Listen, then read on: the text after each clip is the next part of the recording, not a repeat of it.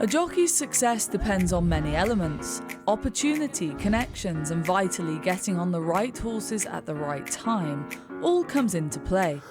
And the person who can help them with those key factors? Well, that would be their agent.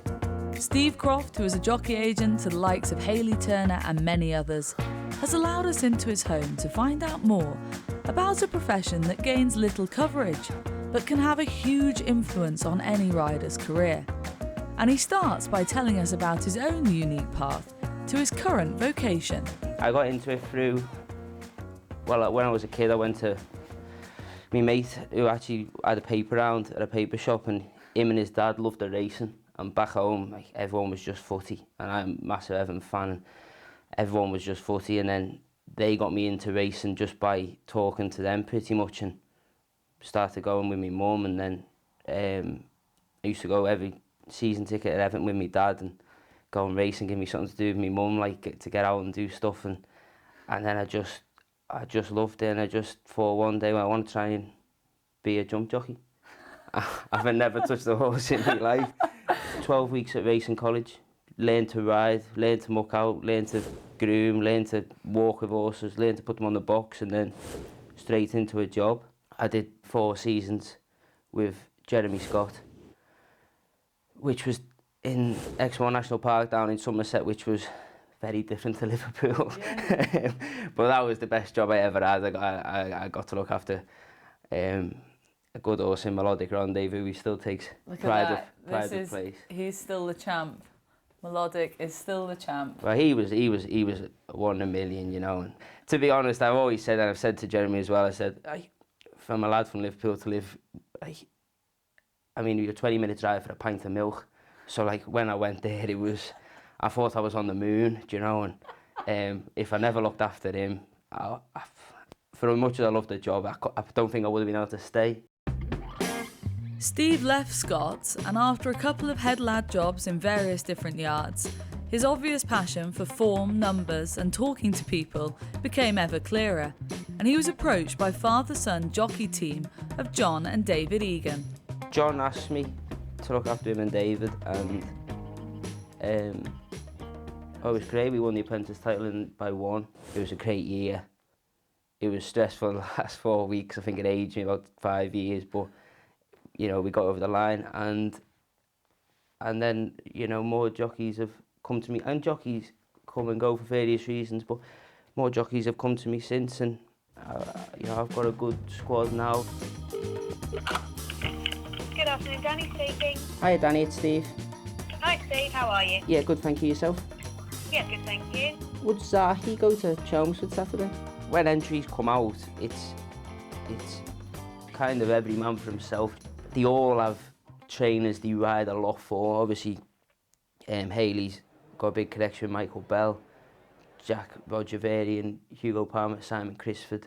Ross is obviously attached strongly with Richard Hannon, Ali, Mick Appleby, and then all my apprentices are obviously licensed to their trainers. And that's obviously, that's your starting point on any given day for all of them.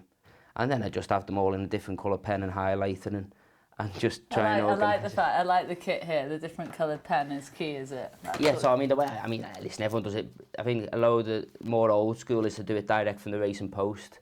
Whereas my memory works a lot better if I write stuff down. So as soon as I write a horse down, I'll remember it.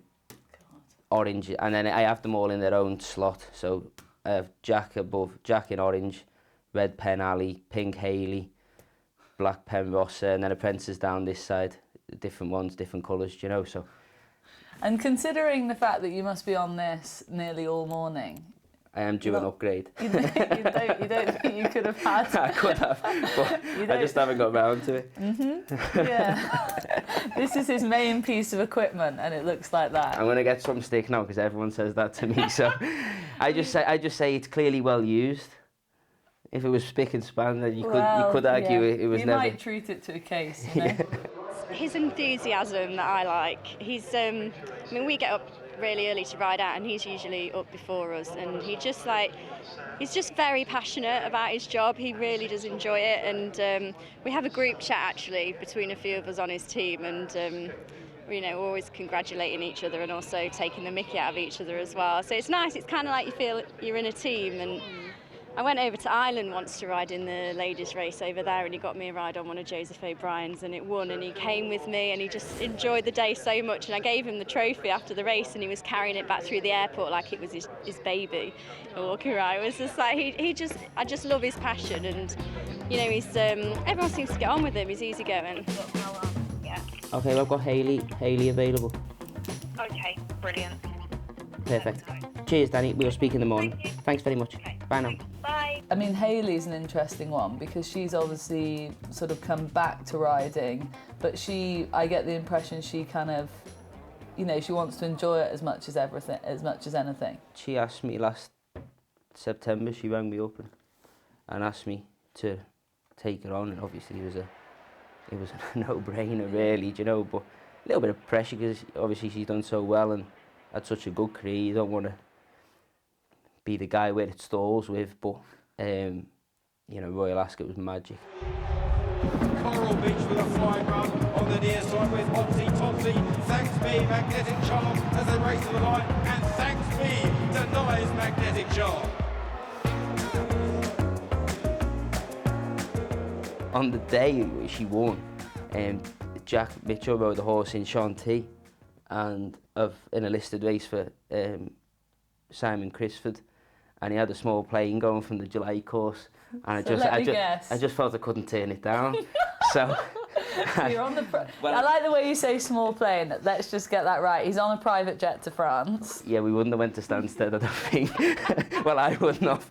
So we landed back at 4:30, and then by the time we got into the owners and trainers bar up in Newmarket, as the like 3 more to load in the Sandringham, and I don't think there was any ambiguity as to who I was supporting in that race. What's that like for you then when one of your team, I suppose it is a team, isn't it, win a big race like that, or win an apprentice title or a Hands and Heels series? You know, like what sort of kick do you get from that? I think anyone who loves sport is passionate, and I don't think you can be one without the other. From when I was going to watch Everton every week, or playing golf, or playing footy myself, or you can't go and play footy and not want to win. Do you know, you just can't have that. Yeah. You know what I mean? You'll end up getting hurt if you don't want to win. Do you know? And it's the same with me jockeys. Like this is my job, but I'm doing a hobby at the same time, and it's amazing the amount of trust jockeys put in you. Steve does a really good job for me day in, day out.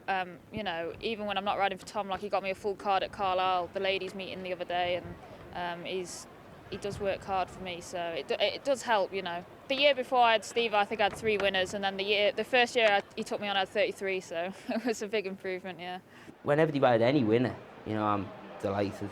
And then big winners are obviously just extra special. You're all in it for the same reason, you know. You're all in it for the same end gain. At the end of the day, you want winners. You want to succeed. If I'm succeeding, they're succeeding. If they're succeeding, I'm succeeding. So anything I can do to help, I will. You hit the nail on the head with team. I like to think that they are a team, and you know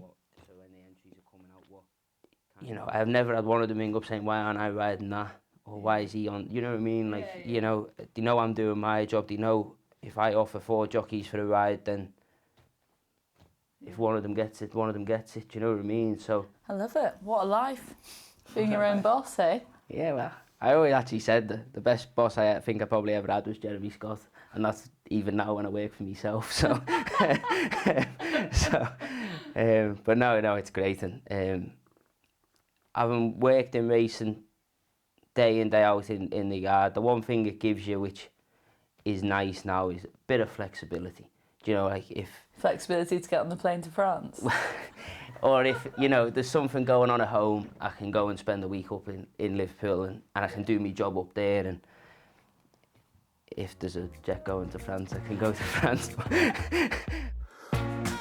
From Liverpool to Newmarket via Exmoor in the US, Steve's passion for horse racing and his team of jockeys is obvious. And in a world where the competition is so fierce, It can only be a positive to have someone like him in your corner.